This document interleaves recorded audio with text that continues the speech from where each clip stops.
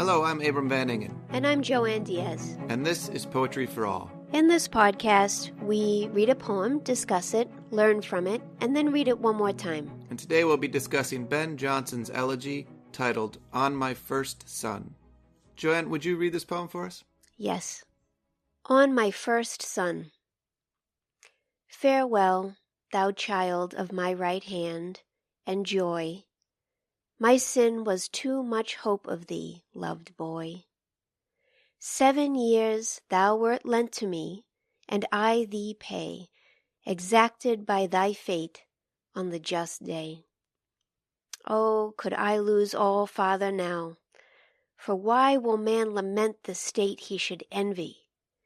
To have so soon scaped worlds and flesh's rage, and if no other misery, yet age. Rest in soft peace, and asked, say, here doth lie Ben Jonson his best piece of poetry, for whose sake henceforth all his vows be such, as what he loves may never like too much. I don't know why that got to me that time. I've read it so many times. It's so good. Such a good poem. Maybe we should begin by talking about just who exactly Ben Jonson was. I mean, what period are we talking about? Who is this writer? Ben Jonson is a poet we should all know much more about. Not just a poet, but a great playwright as well. He was a contemporary of William Shakespeare's, and in his own lifetime was absolutely as popular as Shakespeare. He was second only to him. They knew each other. They circulated in the same circles. He was born in 1572. He died in 1637. As I say, he was the author of many, many plays, very satirical in nature. He also worked in a genre that is non-existent today, but was very important in the court of King James. He was responsible for several courtly masques, masques, and these were very elaborate, expensive plays that were performed usually just once with extravagant costumes, music, set designs, all in an effort to impress the king, King James.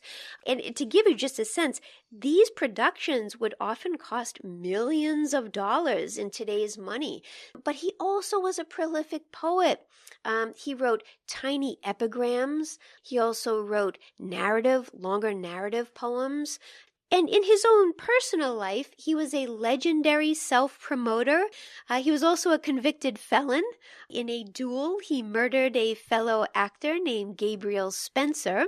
And as part of his punishment, he had an M for murder branded onto his right thumb. And he was just a very cantankerous individual. And everyone who knew him wrote about him as kind of a rascal. I mean, so you've got this cantankerous murderer who duels and who writes basically the blockbusters of his day, and is plays full of satire and mocking and jokes. That's the kind of character that we're dealing with, and then this is the kind of poem that we read. And so how do we square these things? This is a devastating poem in so many ways. It's also important to keep in mind a larger fact of Benjamin Jonson's cultural moment, which is that his son, Benjamin, who's named after him, he was 7 years old when he died of the plague.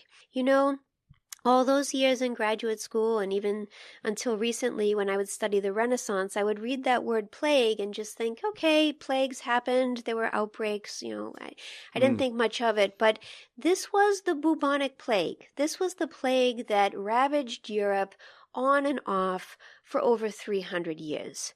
And to think about the profound anxiety and insecurity that must have created for Benjamin Jonson, William Shakespeare, and his contemporaries throws all of their work into an entirely different light for me as a reader, and for us, all of us in a pandemic. It's a very poignant poem, no? It's a poignant poem that is an elegy, but is also not quite an elegy, in the sense that elegies often have a kind of Well, the goal in some ways is a kind of resolution or a processing or a consolation to the grief that begins the poem. And in this poem, there is, in a sense, no consolation. There's a kind of stoicism at the end that he sort of pulls back from loving anything too much.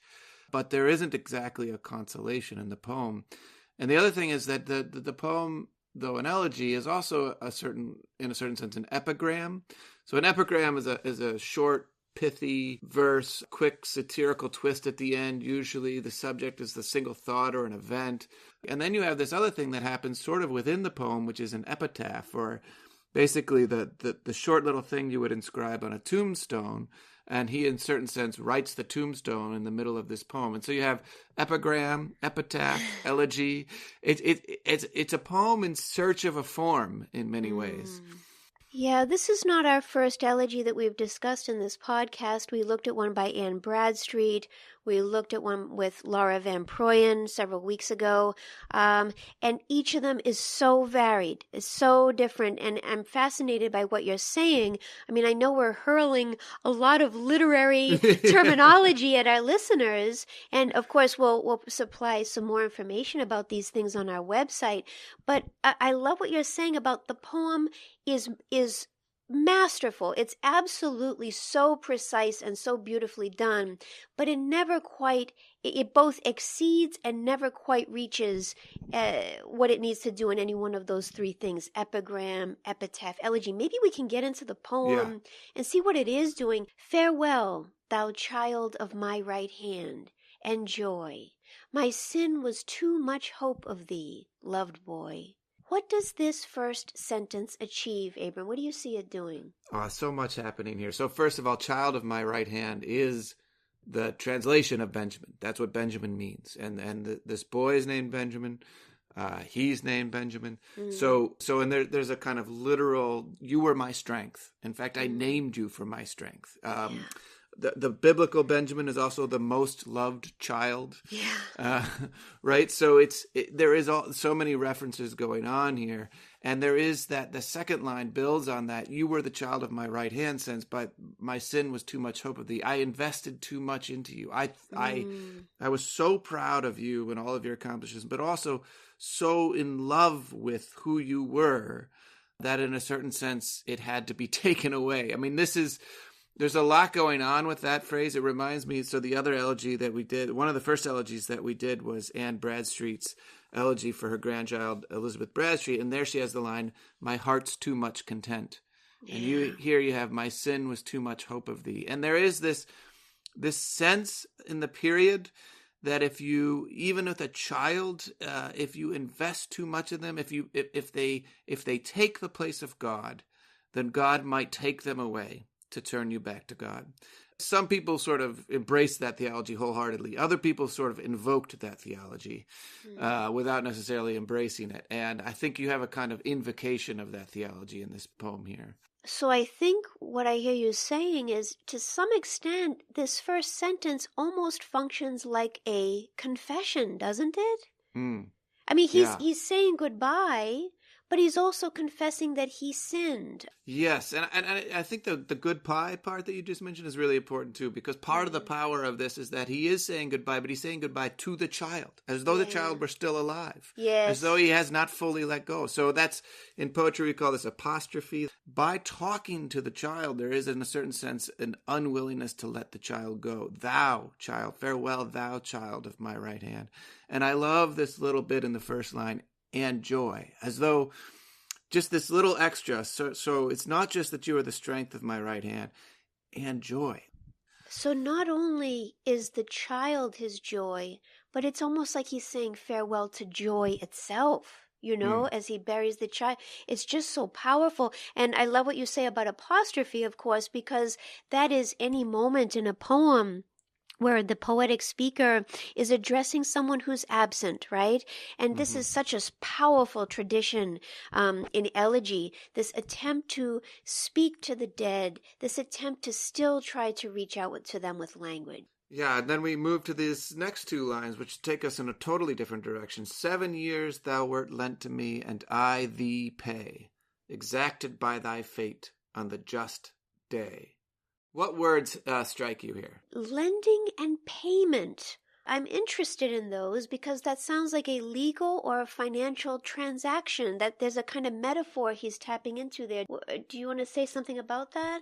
The Lent, first of all, as though life is not owned by ourselves, as though it's all on loan. And who would be the loaner? Well, in a certain sense, God then loaned him this child. Thou lent me. 7 years, though, is particularly interesting. Of course, the child is 7 years, so there's a literal meaning here. But there's also this reference, seeming reference to Deuteronomy 15, where every 7 years, all of the debts were meant to be relieved. And here, there's a certain sense in which God doesn't let up.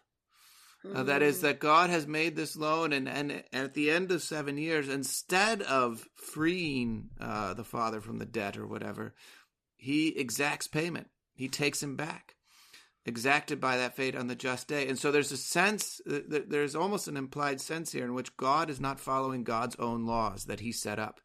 That he was supposed to let this child free, and instead he took him back.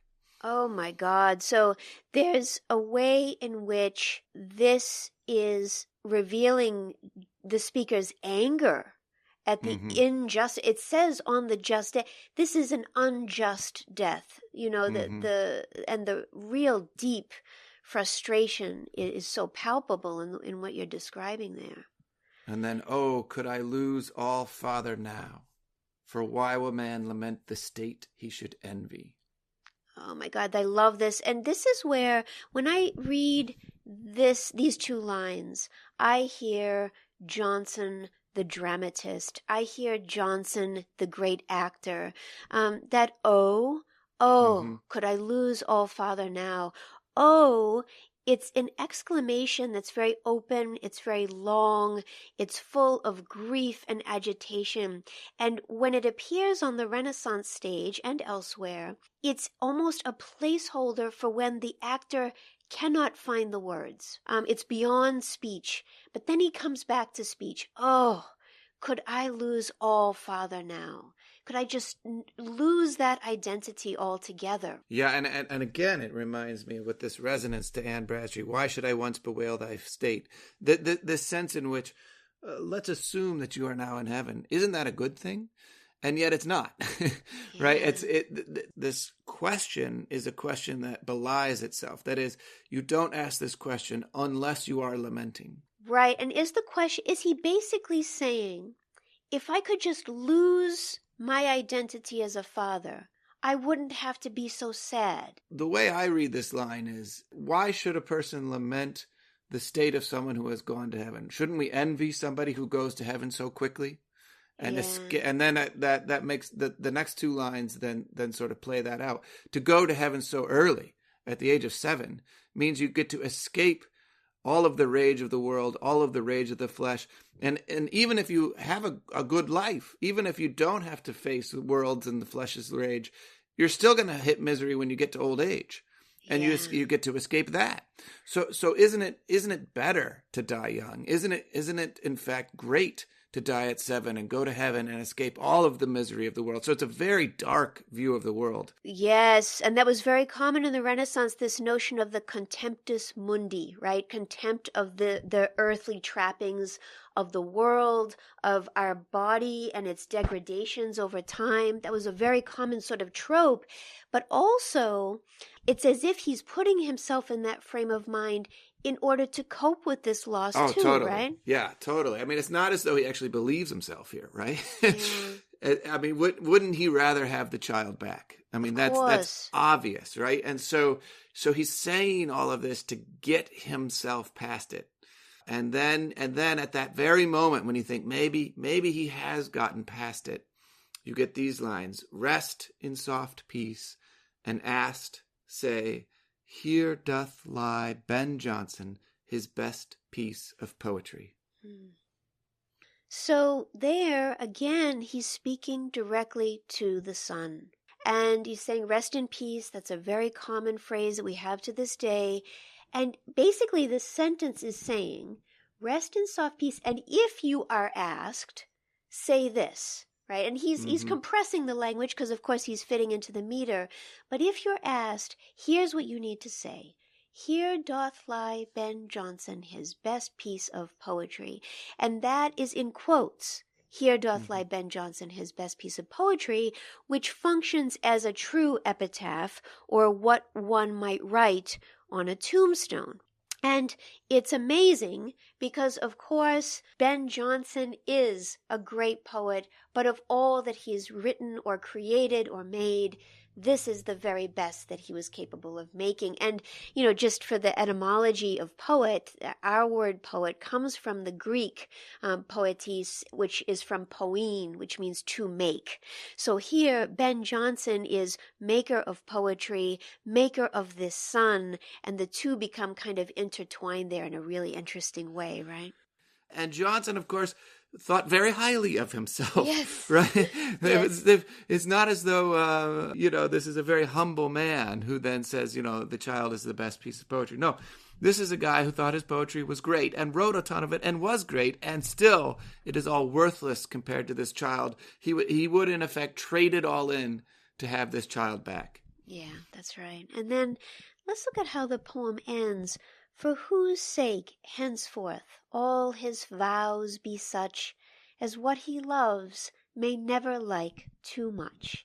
So this is this could go in a few different ways. It's not entirely clear what he's saying, and yet in many ways it's the most important part of the poem, right? This is where the poem lands, For whose sake henceforth all his vows be such as what he loves may never like too much. And this is one where we can see Ben Jonson's most explicit debt to the epigrams of an ancient Roman poet named Martial, Martial. He wrote many, many epigrams, these short, witty expressions, many of which had to do with erotic love or political corruption or sociability of various kinds.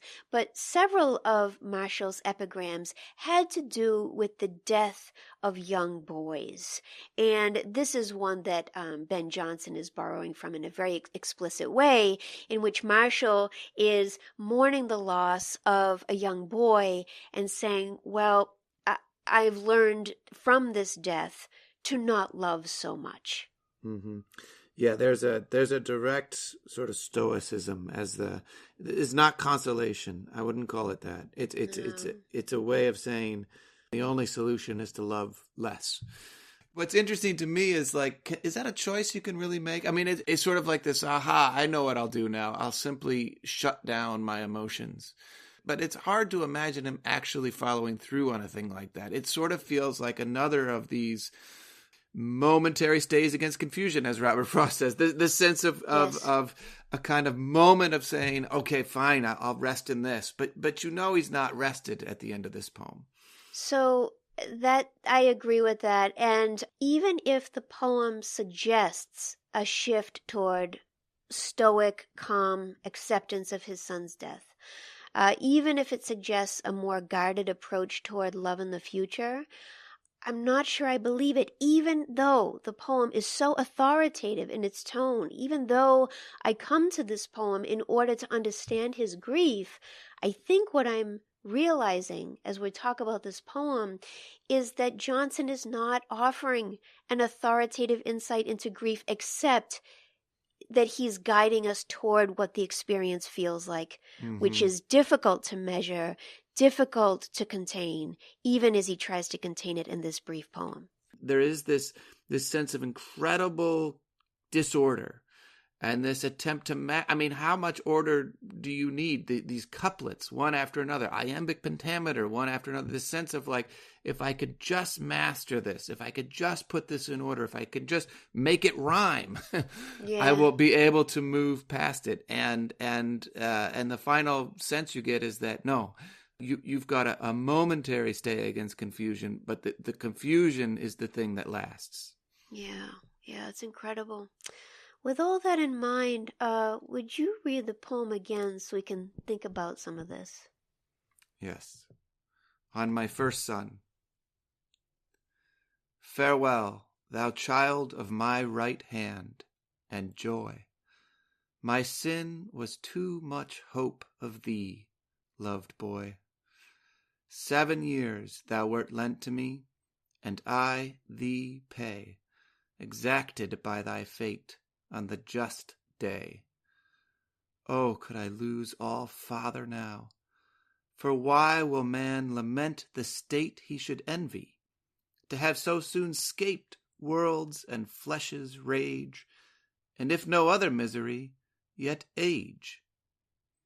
Rest in soft peace, and asked, say, here doth lie Ben Jonson, his best piece of poetry, for whose sake henceforth all his vows be such as what he loves may never like too much.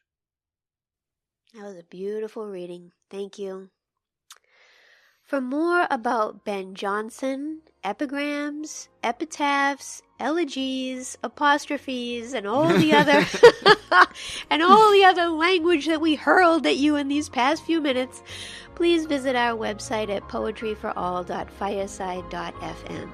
And you can subscribe to Poetry for All wherever you get your podcasts. The last time we checked, we had passed over 30,000 individual downloads, and we love that you're listening. Please leave us a review and let us know how we're doing. Thank you for listening.